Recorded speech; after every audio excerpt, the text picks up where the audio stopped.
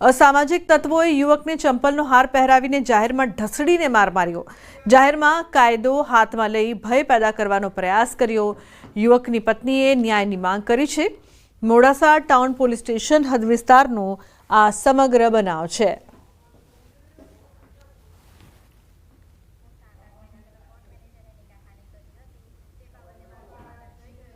હું 7-8 મહિના પહેલાં કોર્ટ મેનેજરને નિકાહખાની કરી હતી। તે બાબતે મારું સમાધાન થઈ ગયું તો બીજા લોકોએ મારા હસબન્ડને મારા ઘરે આવીને તોડફોડ કરીને એમને બહુ માર્યા। આટલા લોકોએ મારા હસબન્ડને બહુ માર્યા છે અને કોઈ ન્યાય મળતું નથી અને અમે મોડાસામાં જ રહીએ છીએ। અમને એ લોકો રહેવા દેતાય નથી। અમને ધાક ધમકી આપે છે, અમે પૈસાવાળા છે એમ છે એમ કે હજી મારશું એવી રીતે અમને ધાક ધમકી આપે છે ને હજી મારવાનું કહે છે। અમદાવાદના બારેજામાં તસ્કરો બેફામ બન્યા છે। મોડી રાત્રે 16થી વધુ દુકાનના તાળા તોડી ચોરી કરી, દુકાનમાંથી લાખોની ચોરી કરી, દવાખાનામાં પણ હાથ સાફ કર્યા। ચોરીની ઘટના સીસીટીવીમાં કેદ થઈ છે। પોલીસે ફરિયાદ નોંધીને વધુ તપાસ શરૂ કરી છે। તો બારેજામાં 16થી વધુ દુકાનના તાળા તૂટ્યા હતા। દુકાન દવાખાનામાં લાખોની ચોરી કરવામાં આવી છે। આ મામલે પોલીસ દ્વારા વધુ તપાસ પણ કરવામાં આવશે। જ્યારે ચોરીની ઘટનાના સીસીટીવી છે તે પણ સામે આવ્યા છે, જેમાં જોઈ શકાય છે કે રાત્રે કઈ રીતે ચોરી કરવામાં આવી છે। બારેજામાં 16થી વધુ દુકાનોમાં ચોરીની ઘટનાને અંજામ આપવામાં આવ્યો છે। દુકાનની સાથે દવાખાનામાંથી પણ લાખોની ચોરી।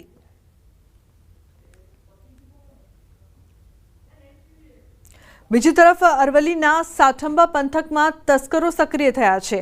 જાલમપુરા દૂધ મંડળી અને એક મકાનને નિશાન બનાવ્યું। તસ્કરોએ માલસામાન ખેદાન મેદાન કર્યો। સમગ્ર ઘટના સીસીટીવીમાં કેદ થઈ છે। અવારનવાર બનતી ચોરીઓની ઘટનાઓથી રહીશોમાં ભયનો માહોલ છે। સીસીટીવીના આધારે સાઠંબા પોલીસે તપાસ હાથ ધરી છે।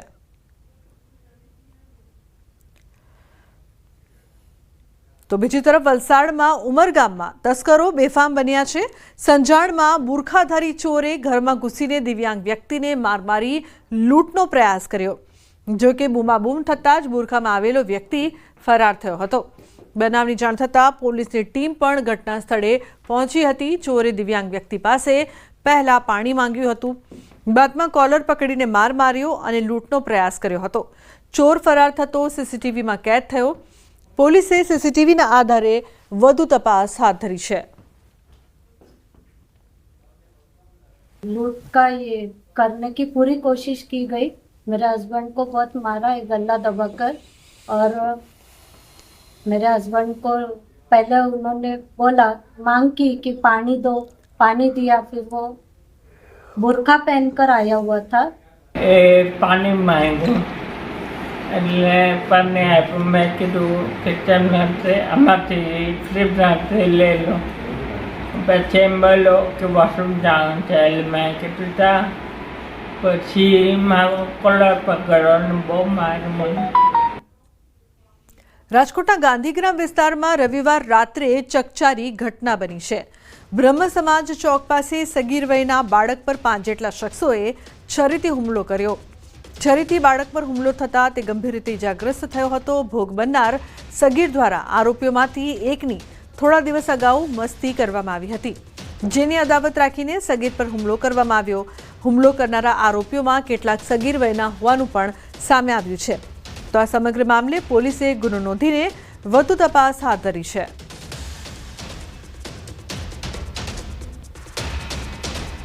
સુરેન્દ્રનગરના વઢવાણ તાલુકાના ગુંદિયાળા ગામની સીમમાં પતિએ પત્નીની હત્યા કરતા ચકચાર મચી છે। વાડીમાં મજૂરી કામ કરતા પરપ્રાંતીય દંપતી વચ્ચે થયેલા ઝઘડાનો કરુણ અંજામ સામે આવ્યો। પતિએ રોષે ભરાઈને બોથડ પદાર્થ વડે પત્ની નૂરીબેન ઓરિયાની હત્યા નિપજાવી। જોરાવરનગર પોલીસ દ્વારા વધુ તપાસ હાથ ધરવામાં આવી છે। હાલ મૃતદેહને પીએમ અર્થે સરકારી હોસ્પિટલ ખસેડાયો છે।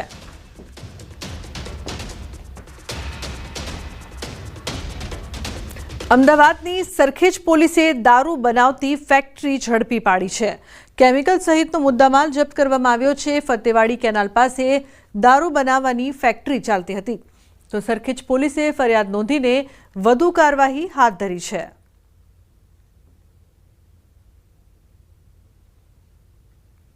બીજી તરફ રાણપુરના સાંગણપુર ગામમાં એક મહંત ગાંજાની ખેતી કરતા ઝડપાયા છે। ખોડિયાર આશ્રમમાં આવેલા હનુમાનજી મંદિરના મહંત ધરમદાસ બાપુ ગુરુશ્રી શંકરદાસ બાપુ પર આરોપ લાગ્યો છે. મહંતે ગાંજાનું વાવેતર કરવા બદલ પોલીસે ઝડપી લીધા છે. એસઓજી પોલીસ દ્વારા બાતમીના આધારે રેડ કરતા લીલા ગાંજાનું વાવેતર જોવા મળ્યું. 130 જેટલા છોડનું વજન 5 કિલો 732 ગ્રામ કબજે કરી લેવામાં આવ્યું છે. 57,320ની કિંમતનો લીલો ગાંજો કબજે કરી સાધુ વિરુદ્ધ એનડીપીએસ એક્ટ મુજબ ગુનો દાખલ કરવામાં આવ્યો છે. રેડ કરતા લીલા ગાંજાના છોડ કુલ 130 જેનું વજન થાય છે 5 કિલો 732 ગ્રામ અને 57,320 રૂપિયાની કિંમત થાય છે. તે મુદ્દામાલને એનડીપીએસ એક્ટની કલમ હેઠળ જપ્ત કરેલ છે અને ગુનો દાખલ કરેલ છે. જે ગુનાની આગળની તપાસ સ્પેશિયલ ઓપરેશન ગ્રુપના પીઆઈ છે ત્યારે ચલાવી રહેલ છે. આરોપી છે તેમનું મૂળ નામ અશોકગીરી હીરાગીરી ગોસ્વામી, 57 વર્ષની ઉંમરના છે. અન્ય સમાચાર ગીર સોમનાથથી સર્વરની સમસ્યાથી જગતના તાત રઝળ્યા. ટેકાના ભાવે ખરીદીના રજીસ્ટ્રેશન માટે કતાર લાગી છે. સર્વર ઠપ થતા ખેડૂતો પરેશાન થયા છે.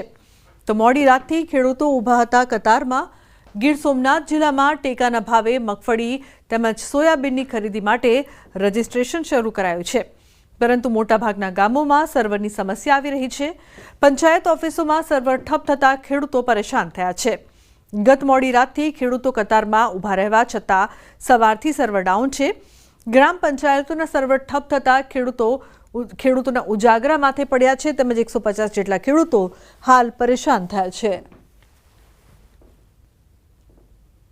ખેડૂતો 100-150 જણા ગઈ રાતથી આખી રાત બેઠા છે અને રાતના આજે દિવસના 12 વાગી ગયા છે, છતાં પણ સર્વર ચાલુ થયું નથી અને ખેડૂતો ખૂબ હેરાન થાય છે અને લોકો ખૂબ હેરાન થાય છે. તો વહેલી તકે ચાલુ થાય એ અમારા ખેડૂતોની માંગ છે. જૂનાગઢમાં જવાહર ચાવડા ફરી સક્રિય થયા છે. રોજગાર સહાયતા અભિયાન સાથે તેઓ સક્રિય થયા. અંતે જવાહર ચાવડાએ મૌન તોડ્યું. મારા અભિયાનથી કોઈકના પેટમાં તેલ રેડાયું છે. સમય આવે બધાને જવાબ મળી જશે. માણાવદરમાં આજથી બેરોજગારી અભિયાન શરૂ કરવામાં આવ્યું છે. 3 દિવસ પોતાના મત વિસ્તારમાં ફરશે જવાહર ચાવડા.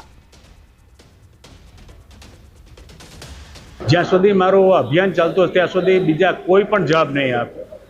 સમય આવ્યાથી બધાને જવાબ મળી જશે. ને હું માનું છું મારું આ કામ વ્યાજબી છે એવું લાગવા માંડ્યું છે. અત્યાર સુધી મને શંકા હતી કે મારું હું આ કામ કરવા નીકળ્યો છું તે યોગ્ય છે કે નહીં, જરૂરિયાત છે કે નહીં. પણ મને લાગે છે આ કોકને પેટમાં તેલ રેડાય છે એટલે મારી લાઈન કે મારો મુદ્દો વ્યાજબી લાગે જેવો મને આજે ફીલ થવા માંડ્યું છે 2 દિવસથી. અન્ય મહત્વપૂર્ણ સમાચારની વાત કરીએ તો ભરૂચ દૂધધારા ડેરીમાં રાજકારણ ગરમાયું છે. સાંસદ મનસુખ વસાવાએ લખ્યો પત્ર. સાંસદે ભાજપ જિલ્લા પ્રમુખ પર નિશાન સાધ્યું. જિલ્લા ભાજપ પ્રમુખ પ્રકાશ મોદી પર આક્ષેપો કર્યા. પક્ષના જૂના કાર્યકરોની અવગણના કરતા હોવાનો આરોપ ખોટા અને ભ્રષ્ટ લોકોને સહકારી ક્ષેત્રમાં આગળ કરી રહ્યા છે. દૂધધારા ડેરીની ચૂંટણીમાં ઉમેદવારી કરી રહેલા પ્રકાશ દેસાઈ પર આક્ષેપ. પ્રકાશ દેસાઈ 1 લીટર દૂધ પણ ડેરીમાં આપતા નથી. ખોટી રીતે રાજકીય વગનો ઉપયોગ કરીને ઉમેદવારી કરે છે. આવા ભ્રષ્ટ અને દાદાગીરી કરનારા લોકો સહકારી સંસ્થામાં આવશે તો સંસ્થાની શું હાલત થશે. નેત્રંગ તાલુકામાં ચાસવડ ડેરીના કૌભાંડનો ઉલ્લેખ કરીને જિલ્લા પ્રમુખ અને જિલ્લા રજિસ્ટ્રાર પર ભ્રષ્ટાચારીઓને બચાવવાનો આક્ષેપ પણ કર્યો.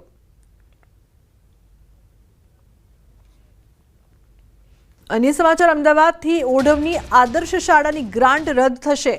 આદર્શ શાળાની 100% ગ્રાન્ટ રદ કરવાનો આદેશ ડીઈઓ